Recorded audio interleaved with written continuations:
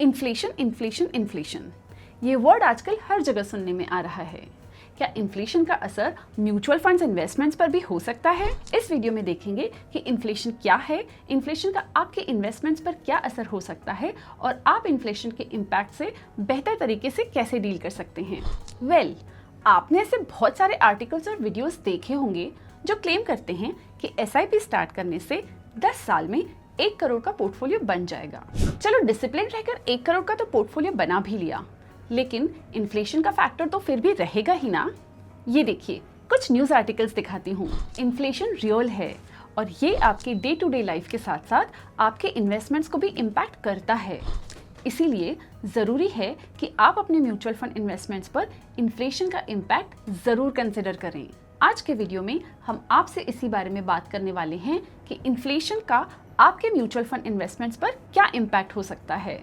तो चलिए शुरू करते हैं विद अंडरस्टैंडिंग इन्फ्लेशन। एकदम सिंपल लैंग्वेज में समझे तो इन्फ्लेशन का मतलब ये है कि गुड्स और सर्विसेज के प्राइसेस टाइम के साथ बढ़ जाते हैं। मतलब कि उतने ही पैसों में अब आप कम सामान या सर्विसेज खरीद पाएंगे। सीधे शब्दों में कहूँ तो इन्फ्लेशन आपके पैसों की बाइंग पावर को कम कर देता है। थोड़ा मैथ्स करके समझाती हूँ। अज्यूम करिए कि आप 1000 रुपए लेकर मार्केट जाते हैं और ये सामान उठाकर लाते हैं 5 किलो चावल जो कि 100 रुपए पर किलो है, 5 लीटर दूध जो कि 60 रुपीज पर लीटर है और 1 लीटर ऑयल जो कि 200 रुपए पर लीटर है। अब आज से कुछ साल बाद की सिचुएशन देखते हैं।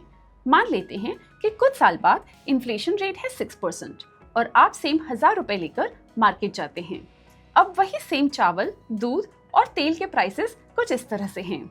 राइस का प्राइस है ₹179 पर केजी, मिल्क का प्राइस है ₹108 पर लीटर और तेल का प्राइस है ₹358 पर लीटर। ध्यान रहे कि ये रियल प्राइसेस नहीं हैं। इन्फ्लेशन को अच्छे से समझने के लिए हम अज्यूम कर रहे हैं। तो इन प्राइसेस के हिसाब से देखें तो आपको सेम वजन का सामान लेने के लिए अब 1000 रुपीज के बजाय 1793 रुपए यानी कि 1793 रुपीज देने पड़ेंगे। मतलब आपके 1000 रुपए की परचेसिंग पावर कम हो गई। करेक्ट? इन्फ्लेशन का कॉन्सेप्ट यही होता है। प्राइसेस बढ़ने के कारण आपको वही आइटम फ्यूचर में खरीदने के लिए ज्यादा पैसे देने पड़ते हैं। इसे और अच्छे से समझने के लिए आप बचपन को रिविजिट कर लीजिए कि आप उस समय पर 100 रुपए में क्या खरीद पाते थे और आज उसी 100 रुपए में क्या खरीद पाते हैं। ऐसा नहीं है कि इन्फ्लेशन होना बुरा है। अगर इन्फ्लेशन 4 to 6% के बीच में रहता है तो ये इंडिया जैसे एक डेवलपिंग नेशन के लिए अच्छी बात मानी जाती है, क्योंकि इट इंडिकेट्स ग्रोथ। लेकिन अगर इन्फ्लेशन 6% से ज्यादा हो तो उसे हाई इन्फ्लेशन बोला जाता है, क्योंकि ये आपकी परचेसिंग पावर को कम कर देता है। अब अगर आपके डेली यूज की चीजों पर इम्पैक्ट हो रहा है तो आपके इन्वेस्टमेंट्स पर तो होगा ही। देखते हैं कैसे। चलिए समझते हैं इम्पैक्ट ऑन इन्वेस्टमेंट्स। मान लीजिए आपने एक प्रोडक्ट या फंड में इन्वेस्ट किया है और उसकी वैल्यू समय के साथ बढ़ रही है, लेकिन अगर आपके रिटर्न्स का रेट इन्फ्लेशन के रेट से कम है तो आपके इन्वेस्टमेंट्स का रियल वैल्यू डिक्रीज हो रहा है। इसे थोड़ा डिटेल में बताती हूँ। तो चलिए समझते हैं परचेसिंग पावर एरोजन। हमने अभी जो एग्जांपल देखा उसमें अगर आप 6% या उससे ज्यादा रिटर्न्स नहीं बना रहे हैं तो एक्चुअल में आपके इन्वेस्टमेंट्स का कोई यूज नहीं है। क्यों? क्योंकि 10 साल बाद अगर आप अपने इन्वेस्टेड पैसों से सेम चीज नहीं खरीद सकते हैं तो रिटर्न्स का क्या फायदा। एक दूसरे एंगल से भी समझते हैं।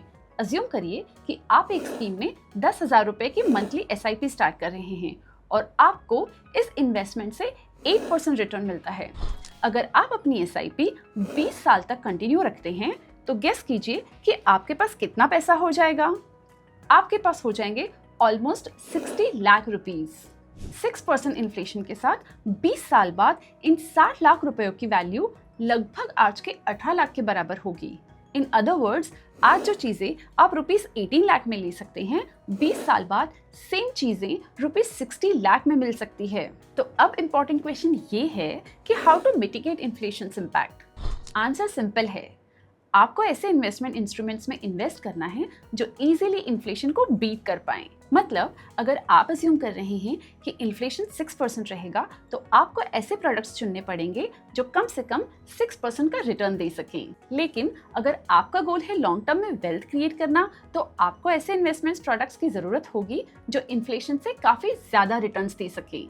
ये प्रोडक्ट्स आपके पैसों का रियल वैल्यू बढ़ाने में मदद कर सकते हैं और आपके फ्यूचर परचेसिंग पावर को प्रोटेक्ट कर सकते हैं। इस टास्क के लिए इक्विटी म्यूचुअल फंड्स एक सूटेबल चॉइस हो सकता है। अगर हिस्टोरिकल डेटा देखें तो इक्विटी म्यूचुअल फंड्स का रिटर्न 12 to 14% रहता है, जो इन्फ्लेशन को भी बीट करता है और लॉन्ग टर्म में वेल्थ क्रिएट करने के लिए भी आपको हेल्पफुल हो सकता है। अब अपने लास्ट एग्जांपल में सब सेम रखते हैं, बस रिटर्न परसेंटेज को 12% अज्यूम कर लेते हैं।